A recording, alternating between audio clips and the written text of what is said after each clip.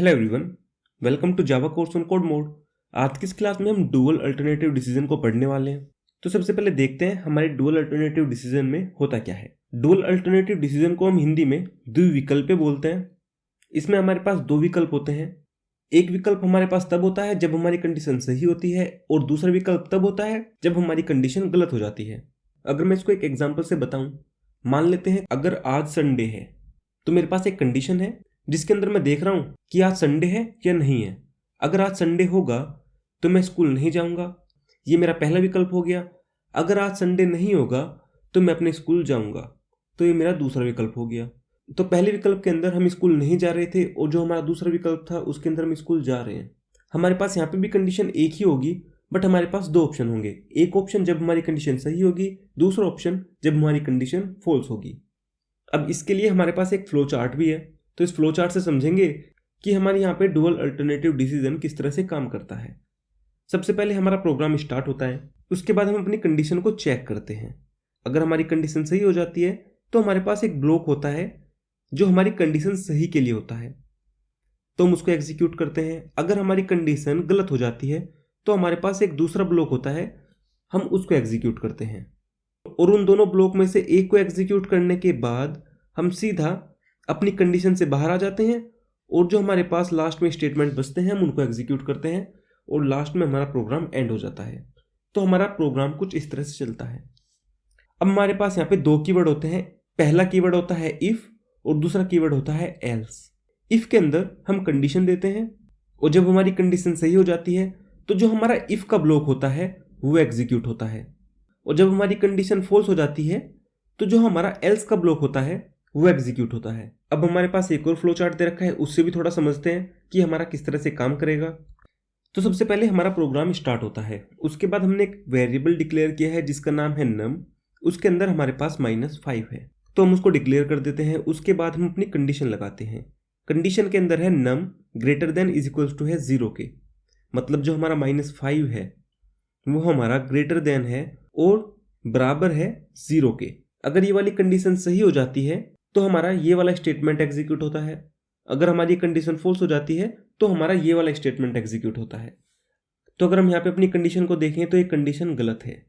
हमारा जो -5 होता है वो हमारे 0 से छोटा होता है।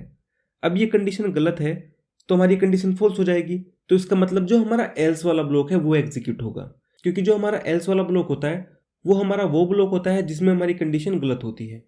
तो हम यहाँ पे क्या कर रहे हैं, आउटपुट में दे रहे हैं नम मल्टीप्लाई बाई -1, मतलब हम अपने -5 के अंदर मल्टीप्लाई कर रहे हैं -1 की और फिर आउटपुट दे रहे हैं। और यहाँ पे जब हम -5 के अंदर -1 की मल्टीप्लाई करेंगे तो हमारे पास 5 मिलेगा और 5 हमारा आउटपुट के अंदर होगा, और उसके बाद जो हमारा प्रोग्राम है वो एंड हो जाएगा। अब अगर मैं कहूँ मेरा -5 की जगह पे मेरे पास 6 है और 6 मेरा पॉजिटिव है, और अगर हम यहाँ से कंडीशन देखें तो हमारी कंडीशन सही है। जब हमारी कंडीशन सही होगी तो हमारा इफ वाला ब्लॉक एग्जीक्यूट होगा, क्योंकि जब हमारी कंडीशन सही होती है तो हमारा इफ वाला ब्लॉक एग्जीक्यूट होता है। और उस ब्लॉक के अंदर अगर हम देखें तो हमारे पास है आउटपुट NUM, मतलब जो हमारा नम है हम उसको आउटपुट में दे रहे हैं, तो हमारा यहाँ से 6 मिलेगा और उसके बाद हमारा प्रोग्राम एंड हो जाएगा। अब हमने इसी फ्लो चार्ट को प्रोग्राम के अंदर लगा रखा है, तो वहाँ से देखते हैं किस तरह से काम करेगा। हमारे पास एक इंटीजर है जिसके अंदर है हमारे पास -5। उसके बाद हमने एक कंडीशन लगाई है और कंडीशन के अंदर हमने लिखा है जो हमारा नम है वो ग्रेटर देन और इज इक्वल्स टू है 0 के। अगर हम यहाँ से देखें तो हमारे पास सेम कंडीशन है, हमने इफ के अंदर लिख दी है। अगर हमारी ये कंडीशन सही हो जाएगी तो जो हमारा इफ वाला ब्लॉक होगा, जो हमारा ये ब्लॉक है और उसके अंदर जो स्टेटमेंट है वो एग्जीक्यूट होंगे। अगर हमारी ये कंडीशन गलत हो जाएगी तो जो हमारा एल्स वाला ब्लॉक होगा वो एग्जीक्यूट होगा। अगर कंडीशन सही है तो जो हमारे इफ वाला ब्लॉक है वो एग्जीक्यूट हो जाएगा, और गलत है तो हमारा एल्स वाला ब्लॉक एग्जीक्यूट हो जाएगा। आई थिंक इतना समझ आ चुका है, और हमें केवल इतना ही करना था। जैसा हमारा सिंगल अल्टरनेटिव डिसीजन था उसी तरह हमारा डुअल अल्टरनेटिव डिसीजन है, बट इसमें डिफरेंस ये है कि हमारे पास यहाँ पे एल्स आ जाता है। मैंने लिखा है एल्स और उसके बाद कर्ली ब्रेसेस लगाए हैं, और उन कर्ली ब्रेसेस के अंदर मैंने अपना एल्स वाला स्टेटमेंट लिख दिया है जो मेरा कंडीशन गलत होने पे एग्जीक्यूट होगा। आई थिंक आपको इतना समझ आ चुका होगा तो अब हम ऐसा करते हैं, एक प्रोग्राम बनाते हैं जिसके अंदर हम यूजर से एक नंबर इनपुट कराएंगे और फिर देखेंगे हमारा वो नंबर इवन है या फिर हमारा ओड है।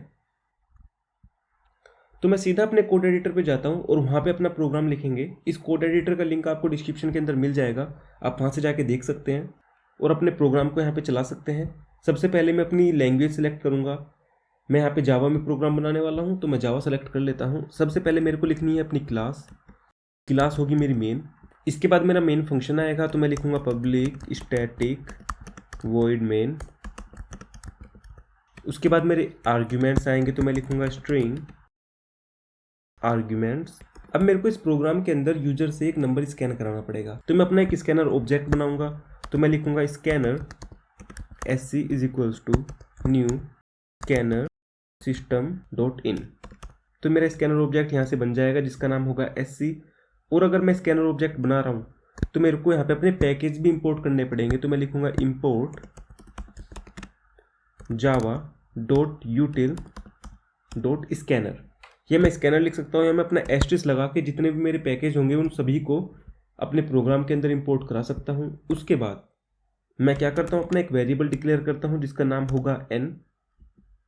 और अगर मैं यहाँ पे लिखना चाहूँ तो मैं लिख सकता हूँ system dot out dot print ln, जिसके अंदर मैं लिखूंगा एंटर योर नंबर।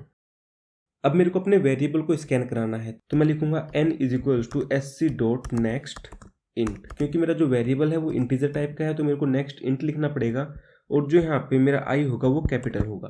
अब मेरे को चेक करना है जो मैंने नंबर इनपुट कराया है वो इवन है या ओड है। तो अगर मेरा नंबर इवन होता है तो मेरा 2 से पूरा पूरा डिवाइड हो जाता है। जैसे मेरे पास इवन नंबर्स हैं, मेरे पास 2, 4, 8, 6, जितने भी मेरे पास नंबर्स हैं जो 2 से डिवाइड होते हैं वो मेरे इवन नंबर होते हैं। और अगर मेरा कोई नंबर 2 से डिवाइड हो जाता है तो मेरे को उसके अंदर रिमाइंडर 0 मिलता है। तो मैं एक कंडीशन लगाता हूँ if n modulo divide by 2 is equals to 0। अगर मैं अपने नंबर को 2 से मॉड्यूलो डिवाइड करता हूँ और जो मेरे को रिमाइंडर है वो 0 मिल जाता है तो जो नंबर है वो मेरा एक इवन नंबर है।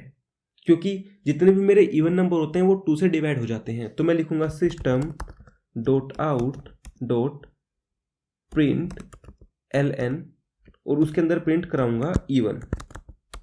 और अगर मेरी कंडीशन गलत हो जाती है, मेरा जो नंबर है वो 2 से मॉड्यूलो डिवाइड नहीं होता है, मेरे को 0 रिमाइंडर नहीं मिलता है, तो मैं एल्स के अंदर लिखूंगा सिस्टम और मेरा जो एस है वो कैपिटल होगा dot out dot print ln। और अब की बार मैं अपना ओड प्रिंट कराऊंगा और मेरे को यहाँ पे भी अपना एस कैपिटल करना होगा। हमने यहाँ पे अपने न्यू में एन कैपिटल कर रखा है, मैं इसको स्मॉल कर देता हूँ। आई थिंक अब मेरा पूरा प्रोग्राम सही है। अब मैं इसको रन कराता हूँ तो मेरे को आएगा एंटर योर नंबर। मैं अपना नंबर एंटर कर देता हूँ। जैसे मैंने नंबर एंटर किया 5 और एंटर किया तो मेरे को ओड मिला। अब जो मेरा 5 है वो 2 से डिवाइड नहीं होता है तो इसलिए मेरे को ओड मिल रहा है। मैं इसको क्लियर करता हूँ और वापस से रन करता हूँ एंटर योर नंबर। अगर मैं यहाँ पे अब की बार 4 एंटर कर देता हूँ और फिर एंटर प्रेस करता हूँ तो मेरे को इवन मिलेगा, क्योंकि जो मेरा 4 है वो एक इवन नंबर है। मैं वापस से अगर आपको करके दिखाऊं और अब की बार मैं 30 इनपुट कर दूं और एंटर करूं तो मेरे को इवन मिलेगा, क्योंकि 30 भी मेरा एक इवन नंबर होता है। तो इस तरह से मैंने यहाँ पे प्रोग्राम बनाया है और उसके अंदर मैंने एक कंडीशन लगाई है। अगर मेरी ये वाली कंडीशन सही हो जाती है, मतलब मेरा नंबर 2 से मॉड्यूलो डिवाइड हो जाता है और मेरे को रिमाइंडर देता है 0, तो वो मेरा नंबर इवन है। और अगर वो 2 से मॉड्यूलो डिवाइड होके 0 रिमाइंडर नहीं देता है तो वो मेरा एक ओड नंबर है।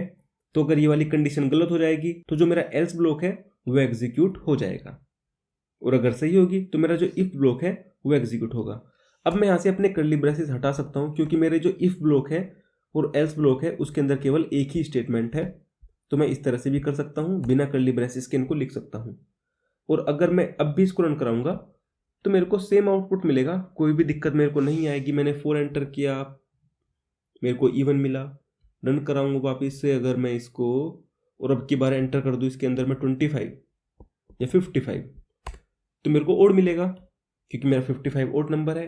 तो इस तरह से मैं अपनी इफ और एल्स को यूज कर सकता हूँ। आई थिंक आपको समझ आया होगा कि यहाँ पे हमारा प्रोग्राम किस तरह से काम कर रहा है। अब इसके बाद आपके पास एक क्विज है जिसको आपको सोल्व करना है। अगर आप इस वीडियो को यूट्यूब पे देख रहे हैं तो आपको वीडियो को लाइक करना है, चैनल को सब्सक्राइब करना है। अगर आप इस कोर्स को देखना चाहते हो तो इस कोर्स का लिंक आपको डिस्क्रिप्शन के अंदर मिल जाएगा, आप वहां से जाके इस कोर्स को देख सकते हो। तो मिलते हैं अगली क्लास के अंदर, तब तक के लिए thank you and bye bye.